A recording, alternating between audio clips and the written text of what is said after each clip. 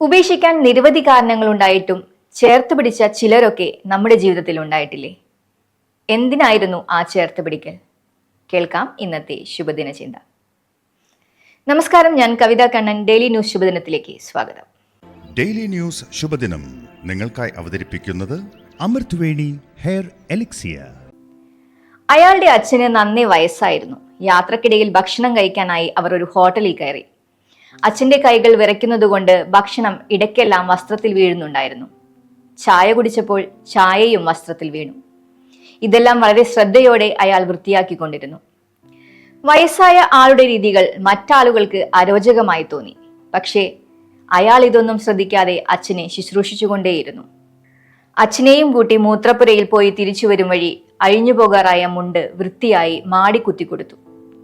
പൈസയും കൊടുത്ത് അവർ ഇറങ്ങുമ്പോൾ ഹോട്ടലുടമ പറഞ്ഞു, "നിങ്ങളിവിടെ എന്തൊക്കെയോ മറന്നു വെച്ചിട്ടുണ്ട്."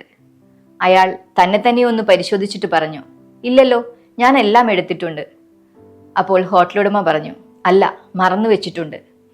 എല്ലാ മക്കൾക്കും ഒരു പാഠവും എല്ലാ അച്ഛന്മാർക്ക് ഒരു പ്രതീക്ഷയും അവശേഷിപ്പിച്ചാണ് നിങ്ങൾ പോകുന്നത്." അയാൾ ഒന്ന് പുഞ്ചിരിച്ചുകൊണ്ട് അച്ഛനെ ചേർത്ത് പിടിച്ച് യാത്രയായി. എല്ലാവരും ദൗർബല്യങ്ങളോടെ തന്നെയാണ് ജനിച്ചു വീഴുന്നത്. ബലഹീനതകളെ ബാക്കിയാക്കിയാണ് കടന്നുപോകുന്നത്.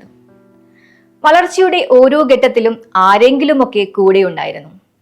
തനിയെ വളർന്ന് തനിയെ ഭക്ഷിച്ച് തനിയെ രൂപാന്തരപ്പെട്ട ആരും ഉണ്ടാകില്ല. ആരുടെയെങ്കിലും ഒക്കെ സാന്നിധ്യം അവരുടെ ജീവിതത്തിൽ ഉണ്ടാകും. അത് കാറ്റാകാം, കനലാകാം, കൈവിളക്കാകാം. ഉപേക്ഷിക്കാൻ നിരവധി കാരണങ്ങൾ ഉണ്ടായിട്ടും ചേർത്ത് പിടിച്ച ചിലരെങ്കിലുമൊക്കെ നമ്മുടെ ജീവിതത്തിലും ഉണ്ടാകും. അവരാണ് നമ്മുടെ പ്രതീക്ഷയുടെ കൈത്താങ്ങ്. അവരുടെ ഊർജം ചോർന്നു പോകാതെ എന്ത് വില കൊടുത്തും നമുക്ക് സംരക്ഷിക്കാൻ ശ്രമിക്കാം. ശുഭദിനം.